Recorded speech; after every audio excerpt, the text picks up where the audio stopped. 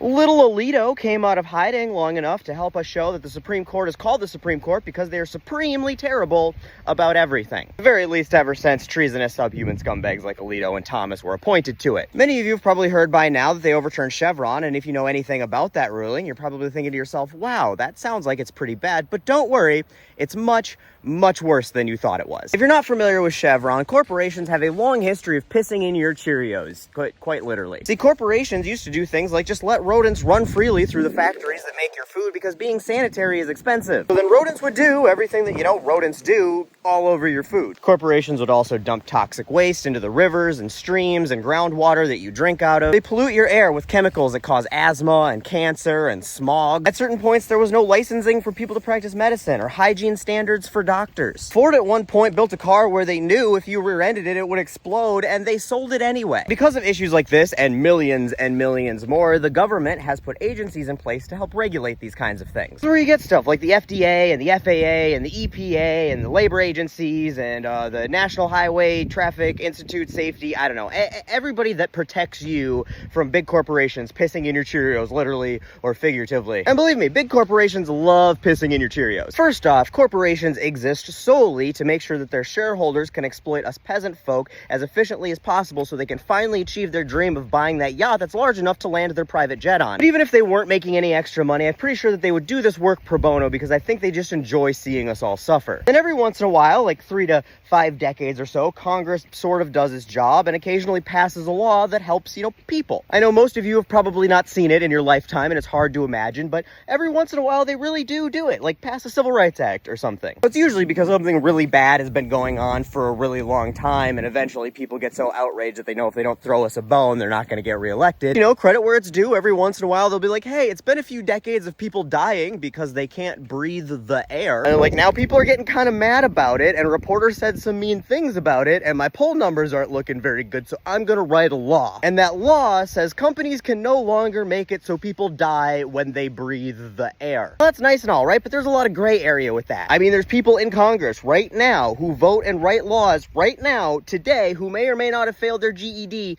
3 times. We don't exactly send our best and brightest to Washington. When they write a vague law, like stop making the air deadly, some stuff is pretty obviously covered under that law. Like no pumping mustard gas into the vents of a children's hospital. That one's pretty clear cut. But then you get more ambiguous stuff, like does a coal plant polluting city air count as making the air deadly? And then ye old power company will be like, no, people have been breathing the smoke for years and they're just totally fine. It's complete coincidence that they all die of lung cancer at 50. So it's in these situations where you need subject matter experts who can come in and take samples of the air and be like, no, it's actually you guys are making the air deadly. It's just slowly deadly. You need to stop because you are in violation of the don't make the air deadly law. We are going to put in new regulations to ensure that you stop making the air deadly. Then in 1984, Chevron sued the EPA when the EPA was like, hey, Chevron, you're making the air deadly and you need to stop making the air deadly. And Chevron was like, you're not my real dad and you can't tell me what to do. And the EPA is like, yes, we can. And Chevron was like, nuh-uh, because when Congress passed the don't make deadly air law, they never specified that the deadly air that we're making specifically counts under the don't make deadly air law. And then the Supreme Court in a 6-0 decision was like, no, if the EPA says it counts, it counts. Stop making deadly air and don't be a dick. And this was the ruling that set the precedent that government agencies are allowed to interpret and enforce the laws that are often vague and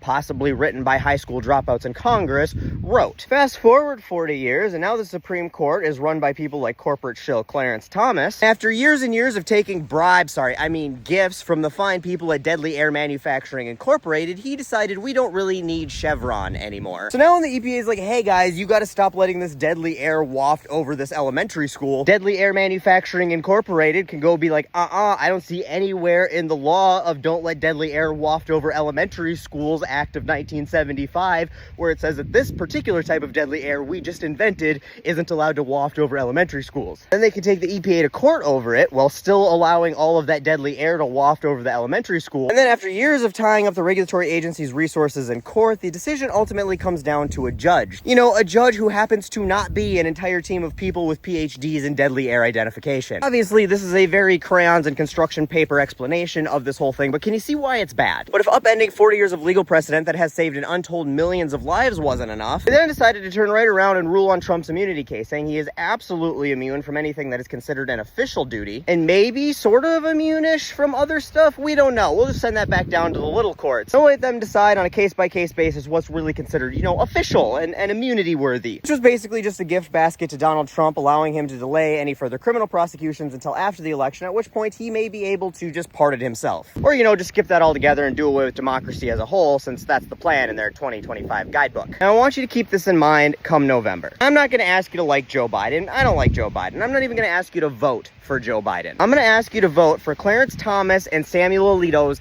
lifetime Supreme Court replacements. Because if Trump wins, they will retire. Do you want another reject from the Handmaid's Tales cast on the bench? Do you want to have to learn what more words like boofing means while the man who will make decisions that affect your great-grandchildren cries on national television about how much he likes beer? No. No, you do not. I think we can all agree that Weekend at Bernie's wasn't that bad of a movie, and we can handle the sequel for the next 4 years. Especially when you consider that the president is really just a figurehead, and the people who do the work are the president's people. Biden has an incredibly competent cabinet of solid people underneath him who can prop him up and help him drive the boat and look lifelike doing it. It's not even like it's unprecedented. Woodrow Wilson was quite literally brain dead after multiple strokes at the end of his presidency, and that was when he did his best presidenting. So unless you want corporate Clarence Jr. telling Deadly Air Manufacturing Incorporated that it's a-okay that they blanket your entire town in whatever their newest product is for the next 40, 50, 60 years. And another Christo-fascist nationalist Barbie telling you who you can and can't get married to and what you can and can't do with your own body. Vote for Delaware Undead, because you're actually voting for who's going to be on the bench for most of the rest of our lives.